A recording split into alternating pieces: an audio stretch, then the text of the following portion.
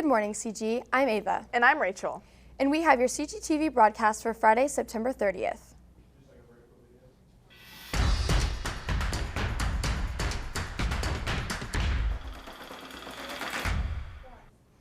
Next Wednesday, the orchestra program will kick off their fall program with a new director. Marzier Workman and Logan Meyer bring the story.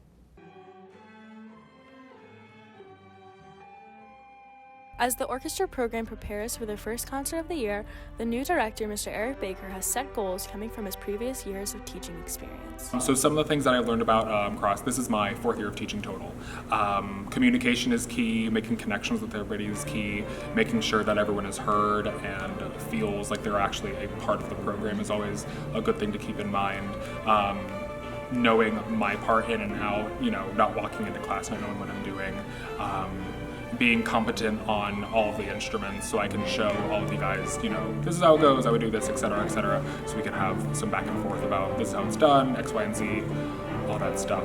And just like being comfortable in the craft and always learning from different things and taking workshops and stuff around the country, just always learning. I think he's trying to help us get better, with the basics and not just giving us music to just play over and over again and hoping we get better. He's actually telling us what parts we could do better. The orchestra has had a lot of transitioning, but Baker has a vision for the future.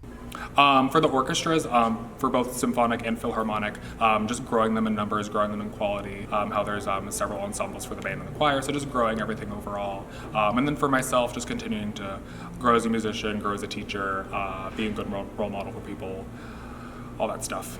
Come support the orchestra in their first concert of the year next Wednesday at 7 p.m. Thanks, Marzier and Logan.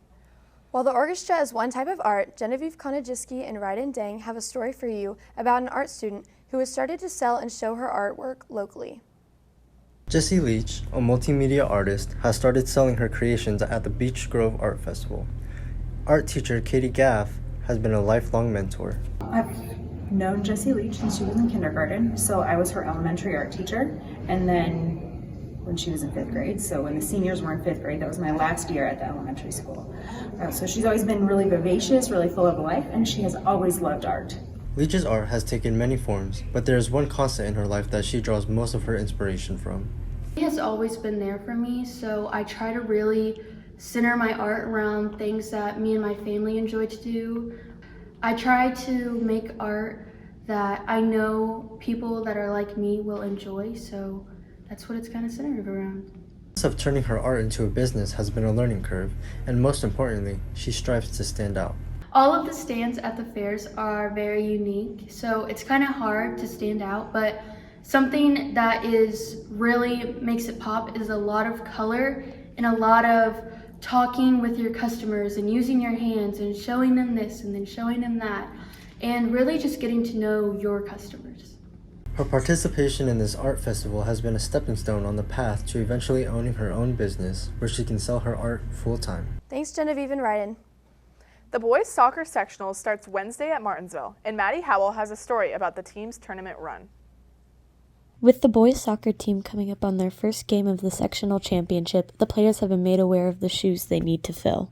It's been a little bit different from the past years. The past years we haven't had the numbers that we're used to, but this year with everyone just thinking that we are going to go all the way, it's almost not pressure, it's more of a motivation that we can do it, because going into the season we didn't really believe that as much, but now that we're there, I think we really start to see it as motivation and how we can move forward to win. The team would not be able to complete these goals through sectionals and hopefully all the way through state without support from each other and a strong backbone to build up from. This team, everyone is just, we're all best friends on that team. Every single one of those guys, we all have hung out outside of soccer too, and we all know each other really well. And just being able to have that connection with other guys on the team is a ton of fun, and it really makes it a lot less stressful to have all those expectations. From the beginning of the season until now, the team has learned the importance of growing and adapting to find everyone's strengths and weaknesses. The beginning of the season, I think we lost a good amount of seniors last year, so I think everyone was just ready to be struggling and looking for those players. But I think once we started playing a little bit together, we realized how much talent we have on and off the bench and how the numbers just keep on coming for us to just go to goal, and just play well as a team. The boys soccer team opens sectional play on Wednesday when they take on Bloomington North at Martinsville. Thanks, guys. That's all we have for you today, CG. Bye. Bye.